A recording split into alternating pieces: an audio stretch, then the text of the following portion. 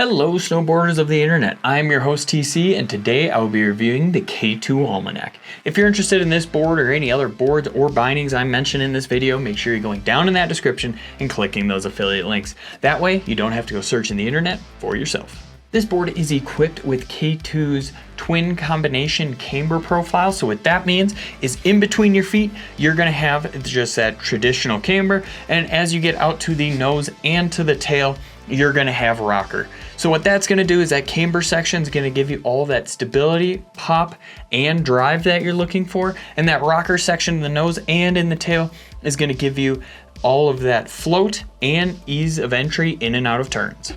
The K2 Almanac is offered in a 137, a 141, a 145, a 149, 153, 157, and a 161 for the big dogs.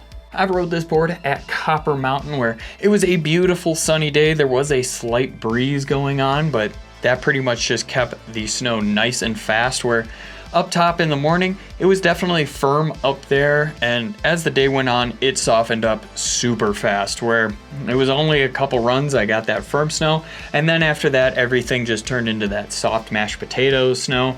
But it stayed really fast out there, where I didn't have to worry about hitting any Velcro or anything like that, where it was just gonna throw me forward and stop me. It was all good. It was actually perfect, like springtime conditions, where it was nice and forgiving, but you could still charge right through it. I used my Ride Fuse boots and my Jones Mercury Phase bindings. When we're talking overall flex on the Almanac, it felt slightly stiffer than the middle of the road. I'm gonna chalk that up to it being a little bit too big of a size for me. So I would say it's probably about right in the middle of the road there for you. And the torsional flex matches that really well, actually. As you move out to the nose and to the tail, it's gonna feel softer just because that's where the rocker is meeting that camber zone. And on the nose, it feels slightly softer than on the tail, just because the way I had it set up, it was on that free ride stance. So I just had a little bit larger of a nose on it.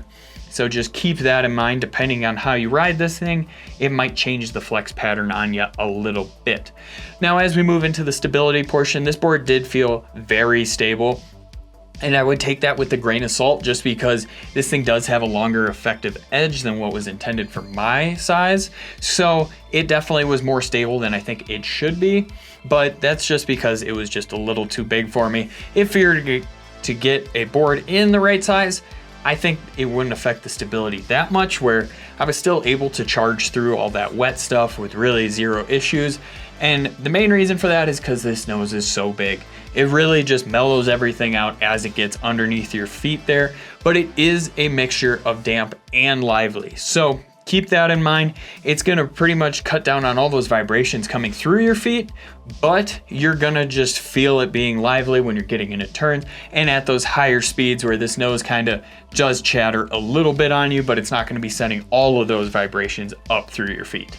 When I was ollieing on this board, it didn't take a whole lot to load up, but it also didn't return a whole lot to me. So the ollie power on it is pretty good. I'd say it's on par with everything else in the category, where it's at more of that party board, that volume shifted thing. So these boards in general don't just have like the most snap to it, because you do have a shorter, wider tail. It doesn't really provide all of that crazy snap power that you're really looking for. It's more of an organic flex to this board, where when you load it up, it doesn't feel crazy snappy that just bucks you and throws you. It feels a little bit more just relaxed and just actually even to it, where it still felt really good, especially when I was taking off at jumps and that sort of thing. It felt really good, actually, especially because it was that softer snow and all of those lips were getting really soft. I was watching people just sink in on their toes or their heels, depending on which way they were spinning. I didn't have that problem whatsoever.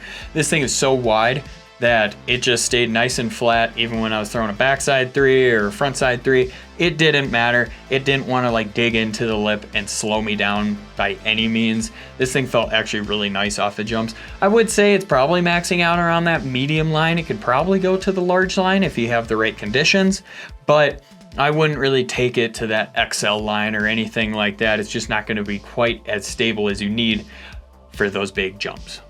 While I have you here, you might as well like, subscribe, click that bell, and turn on those notifications so you don't miss any of our scheduled programming.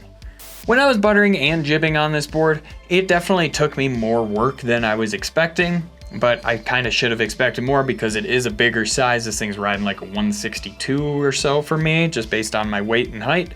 So it definitely took a little bit more work for me. When I was buttering on the tail, I noticed it took a little bit more work than on the nose, just because the way I had it set up, I had less tail than nose, so less leverage on the tail than there is nose, but it still buttered pretty well. There's a slight snap on the way out, so if you want to spin, it will help you along there. But as we transition into the jibbing portion, this is where I really had to work hard. When I was tail pressing on rails, I had to work crazy hard. Speed was definitely my friend on this one, just because of how big this board actually was on the rails, where I had to really lean back and really come in hot so I wouldn't just lose the tail on it. As I slid it in between the feet, it felt pretty good. I didn't really have to worry about too much because it is wider. It was just a little bit easier for me to have that nice flat base on it without trying to edge in toe-wise or heel-wise. So keep that in mind as you get the board in your proper size. I don't think it's going to be that much work to it. So just take this one with a grain of salt. I would love to have had this board in a smaller size just to see how it really performs on rails well. But, you know, I had to work with what I had, so it was just a little bit harder for me. Carving. This board carved extremely well, and I will chalk that up to it being a bigger size for me, where on those large and those medium carves, I could just all out charge on this thing, not have to worry about what was in my way, just because I knew it was gonna hold. I could really rip a super hard Euro carve on it and not have to worry about my boots hanging over, because my bindings didn't even make it to the edge of this board, or not even close to the edge. So I had zero issues with boot or toe or heel drag, however you want to say it. That was a total myth on this thing. There was zero issues with that. I will say it wasn't the fastest edge to edge on those short quick carves, but I'm gonna just chalk that up to it being a little bit big for me. If we were to shrink this thing down a little bit, I don't think it would be quite as stable. I think you could still charge on it, but you just would have to worry about that nose kind of chattering a little bit more. But really, it was actually a nice carving board where you can keep it cruisy, you can keep it mellow, but then you can also just step on the gas and really hammer this thing down. Rider in mind. This board is made for that person that's just looking for a party board. They want to ride this thing in the super wet slush or in that powder to really find those just untouched zones. They're not really going to be taking this thing out on those super firm, hard, crusty days. They want to have it be a little bit more fun than that and just find those super soft days in the spring when they got to load up on sunscreen, or taking it out on those low angle pow days when nobody else can touch those super flat zones and you're just like, I'm gonna wiggle right through them. That's who this board is made for. If you're looking for another way to get involved in the Angry Snowboarder community, head on over to Angry Snowboarder VIP. What is it, you might ask? Sure, I could explain it here, but we have a video over there getting into it really in depth. Keep in mind for this whole review, I pretty much was on a bigger size than what was intended, so take this whole review with a grain of salt, but I feel like I did a pretty good job of dissecting what's going on with it. But overall, I did like this board, especially because I know that it will be softer when I ride this thing in my actual size. So it'll be more of that party board category than that precise rider. If I didn't know that this board was a volume shifted board, I'd be like, man, this thing is a charger. But we all know that it is a volume shift board, so just keep that in mind. Overall, it was a good board. I really didn't have any problems with it except for jibbing, but hey man, you try to jib on a super large board, you're gonna have some problems. But overall, this thing did really well.